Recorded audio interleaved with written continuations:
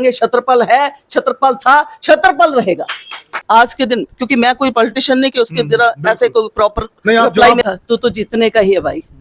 क्यों? नमस्कार साथियों, मैं हूं आपका होस्ट कुलदीप सिंह पुनिया और मैं लेके चलता हूं आपको राजनीति की दुनिया।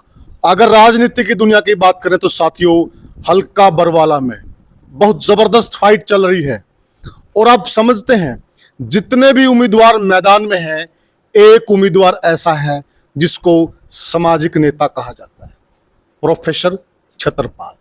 और जितने भी नेता हैं, एक कहावत है कि हर कामयाब पुरुष के साथ या उनके पीछे एक औरत का, एक गृहिणी का बहुत बड़ा हाथ होता है।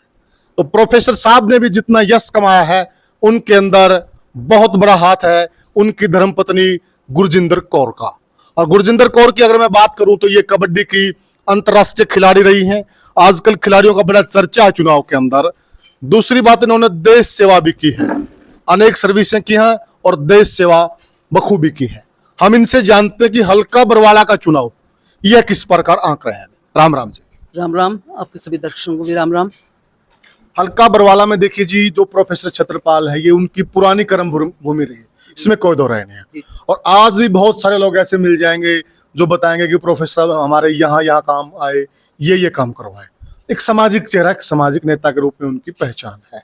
आपको इस बात पर कितना गर्व है? गर्व तो समाज करेगा, इसके स्त्री के लिए वैसे उसका पुरुष गर्व नहीं होता है। और समाज में जो उनकी छवि है एक आम आदमी जैसी है, वो सर्वबरादरी के नेता हैं। उन्होंने किसी भी समाज को कभी कम नहीं आंका और 1% मैं कह सकती हूँ कम ऊपर ज्यादा हो सकता है, अदरवाइज किसी भी समाज को उन्होंने कम नहीं आंका। और आप सभी गांवों में जाके पता कर सकते हैं कि कौन सी बरादरी का बच्चा उन्होंने नहीं लगाया। जब उनका कार्यक्रम कल रहा तो उस समय उन्होंने सब सर्व जाति के लिए काम किया। तो प्रोफेसर छत्रपाल बहुत अच्छे आदमी, इसमें कोई दौर नहीं, स्पष्टवादी भी हैं। ऐसे नेता रहे हैं, वो एक दौर में मुख्यमंत्री से टकरा गए तो छोटी बात नहीं थी। जनता के कामों के लिए एक मुख्यमंत्री से टकराना, तो हमेशा वो जनता के लिए हमेशा तैयार रहते हैं, आधी रात भी। तो इस चीज का उनको इस बार बेनिफिट मिल रहा है क्या? हमेशा से बेनिफिट मिला है। आप देखते होंगे कि उनका हर चुनाव जनता ने अथाह प्यार दिया है। कि वो एक जब फर्स्ट इलेक्शन था, कोई 2,500 से 4,000 का डिफरेंस था, जो आगे जाके बहुत एक बड़ा मार्जिन रहा। चाहे हमारी हार रही, लेकिन हमारा वोटों का जो स्थिर था वो ऊपर चलता गया कि लास्ट 58,000 पे जाकर छोड़ा। तो अब क्या मान के चलेंगे, हल्का बरवाला का जो मुकाबला है वहां बीजेपी से प्रत्याशी रणबीर गंगवा जी और कांग्रेस पार्टी से रामनिवास घोडेला जी, उनका विरोध भी काफी हो रहा है। और इनेलो और बसपा गठबंधन से संजना राठौड़ हैं, वो भी एक नया चेहरा है। तो आप इन सब के बीच में छत्रपाल जी की क्या भूमिका मान के चल रहे हैं? भूमिका तो सबकी वैसे तो एक ही जैसी है। अदरवाइज आप देखोगे कि इनके काम, इनकी व्यक्तित्व, इनका स्वभाव, इनके कार्यकाल का करे हुए काम, इनका अथाह प्यार जनता के लिए, इनका सर्व जाति के प्रति प्यार, और जो हर आए घर आए सत्य बरादरी को जी आया करना। हमारे कोई छोटे बड़े बुजुर्ग, मेरे फादर इन लॉ थे, वो हमेशा कहते थे किसका भाई, तो मतलब ये कहते तो कोई भी ऐसी जाति आती थी, को कई जने जाति विरोध करते हैं, वो गले में लगाते थे। तो हमारे को ये अथाह प्यार, सभी 26 गांव हमारे पुराने हैं और भी नए गांवों में मेरा बेटा गया, पहली बार गया है, 15 साल का बच्चा है। मैं तो अपने इतिहास में कभी देखा नहीं कि 15 साल के बच्चे को लोग इतना प्यार राजनीति में देते। किसी और भी फैमिलीज के बच्चे गए हैं, पीछे ही रंजीत चुराला जी के भी पोते गए हैं, काफी थोड़े बड़े भी इनसे। पर मैं तो जनता के लिए बहुत आभारी हूँ कि इलेक्शन का रिजल्ट वो अपने आप ही तय करेंगे कि इतना प्यार जो हमें मिला है, मेरे को लगता नहीं किसी भी कैंडिडेट को मिला हो। किससे मुकाबला मान रहे हैं आप, कांग्रेस पार्टी से, बीजेपी से या संजना राठौड़ से? मैं किसी से भी अपना मुकाबला नहीं मानती। क्यों? अपने आप से मुकाबला इसलिए नहीं मानते, हम सभी तरीके से दूसरों से अलग हैं। आप जो देखते होंगे, आपने रणबीर गंगवा जी का भी देखा होगा, आपने घोडेला जी का भी देखा होगा। आज संजना जी तो नहीं है, और वो जहाँ वो लोगों को देखना है कि वो किस तरह से उन्हें देखेंगे। हमें ऐसी छोटी मोटी विचारधाराओं पे नहीं जाना है। अपने कार्यक्रम से हम जाने जाते हैं, कार्यक्रम करेंगे, काम के लिए जाने जाते हैं, विकास करेंगे, सर्व जाति का करेंगे, और जो भी हमें मौका मिलेगा उसी के अकॉर्डिंग काम करेंगे। गुरजिंदर जी देखिए, छत्रपाल जी आज के नहीं है, जब पुराना गिराए हल्का था उन्होंने एक रिकॉर्ड कायम किया था भारत की राजनीति में। उन्होंने इतने बड़े नेता को हराया था, चौधरी देवीलाल को। परंतु अभी क्या चल रहा है कि देखिए, आज अगर कुछ दिन पहले वो बीजेपी पार्टी में थे और अब आम आदमी पार्टी में आ गए हैं, जी। तो जल्दी जल्दी दल बदलने से थोड़ा सा एक नेता की छवि को नुकसान होता है। आप क्या मान के चल रहे हैं? मैं पहले तो आपने चौधरी देवीलाल जी का जिक्र का, उस पर जवाब दूंगी कि आप अगर कोई पुराना इतिहास कोई पुराने आदमी को पूछ के देखिएगा तो वो एक, मुझे वो भी नेता बहुत अच्छे लगते थे, क्योंकि अभी तो दुनिया में नहीं है। उन्होंने भी कहा था तू तो जीतने का ही है भाई, क्योंकि इनका जो छवि है वो इस तरह नहीं, भी एक नेता जो होता है कि वो घमंड उससे। आज भी आप हमारा घर की स्थिति देखोगे, एक आम आदमी जैसे, हम आम आदमी जैसे ही रहते हैं। कोई भी, आप घुड़ेला जी को भी देख लो, आप उनको भी देखो, वो कहाँ के कहाँ पहुंच गए। हम वैसे के वैसे, उनको कामों से मतलब है, ये ताम झाम सब चीजों से कोई मतलब नहीं।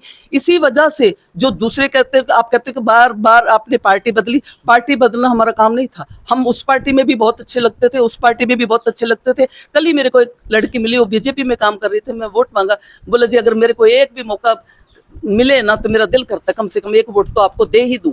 तो इससे आप जान जाते हैं कि हमारी जो विचारधारा है वो उनसे अलग है। पार्टी से हमारा को किसी से दिक्कत कोई नहीं, हमारी विचारधारा उनसे कई बार मेल नहीं खाती, तो उसकी वजह से हमें पार्टी बदलनी पड़ती है। विचारधारा, हमारे कामों की विचार, हमारे उनको पार्टी वालों को इनकी पर्सनैलिटी क्लैश है। पर्सनैलिटी क्लैश की वजह से वो पीछे धकेलने की कोशिश करते हैं। अगर जनता एक मौका दे देगी, मैं सारी जनता से दरख्वास्त करती हूँ, एक मौका दे देगी, जिंदगी भर किसी फैमिली का हमारे मेंबर को मौका मत देना। अगर एक मौका देगी तो हम अपने पुरानी की तरह फिर से दिखाएंगे कि छत्रपाल इन सभी पार्टियों से अलग है, इनकी विचारधारा अलग है। एक काम करने वाले की पार्टी जानी जाती है। हम सब के लिए काम करेंगे, सर्व जाति के लिए काम करेंगे, यही मेरी प्रार्थना है सभी से। तो अभी आप आ गए आम आदमी पार्टी, आंदोलन से निकली हुई पार्टी है, जी। तो अब क्या मान के चल रहे हैं कि इस पार्टी में अपना भविष्य सुरक्षित आपका? देखो, सुरक्षित तो समय की कोख में है, ठीक है जी। अब आज के दिन विचारधारा मिलती है, आज के दिन, क्योंकि मैं कोई पॉलिटिशियन नहीं कि उसके तरह ऐसे कोई प्रॉपर रिप्लाई मेरे पास नहीं है। तो मेरे को ऐसा लगता है कि हमारी विचारधारा जब तक मिलेगी, और हो सकता है हम ऐसा भविष्य इस पार्टी का भी कर दें, क्योंकि अभी तक आप देखते हो हरियाणा में इसका कोई वजूद नहीं था। पर आप आने वाले समय में देखिएगा, अगर केजरीवाल जी हमें मौका देंगे तो आप देखना कि इस पूरा हरियाणा को लोग बाकी पार्टियों का नाम ही भूल जाएंगे कि कोई था कोई था कोई था। लोग कहेंगे छत्रपाल है, छत्रपाल था, छत्रपाल रहेगा। अंतिम अपील क्या करना चाहेंगे जनता से? अपील मैं यही करूंगी कि एक मौका एक ईमानदार व्यक्ति को, ईमानदार व्यक्तित्व को आप दीजिए, आपका सर्वपक्षीय विकास करेगा। इससे ज्यादा मेरे पास कोई शब्द नहीं है, तो आप प्लीज एक मौका दीजिए।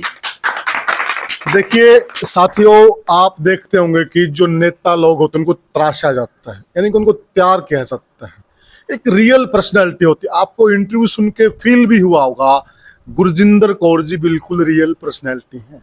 उन्होंने जो जवाब दिए हैं एक आम गृहिणी की तरह, एक आम नारी की तरह जवाब दिए हैं। जब पॉलिश हो जाता है ना आदमी, तो उसकी क्वालिटी, मतलब समझते हो आप, ये पॉलिश नहीं है, प्योर है, प्योर। और कबड्डी का खिलाड़ी तो आप वैसे ही समझते हो। तो थोड़ा गौर कीजिएगा इनकी बात पर, और आप भी अपने अंदर चिंतन मनन कीजिए कि आप क्या चाहते हैं कि बरवाला की नुमाइंदगी कौन करे, किस प्रकार का नेता करे, उसकी क्या पर्सनैलिटी होनी चाहिए और उसके अंदर क्या गुण होने चाहिए। गुरजिंदर कौर ने आपका अपना पक्ष रखा, आप क्या मानते हैं? आखिर में जनता ही जनार्दन है, तो फैसला भी जनार्दन का ही चलेगा। तो आप अपना फैसला सुना दीजिए, किसे चुनना चाहते हैं आप हल्का बरवाला का नुमाइंदा। जय हिंद साथियों।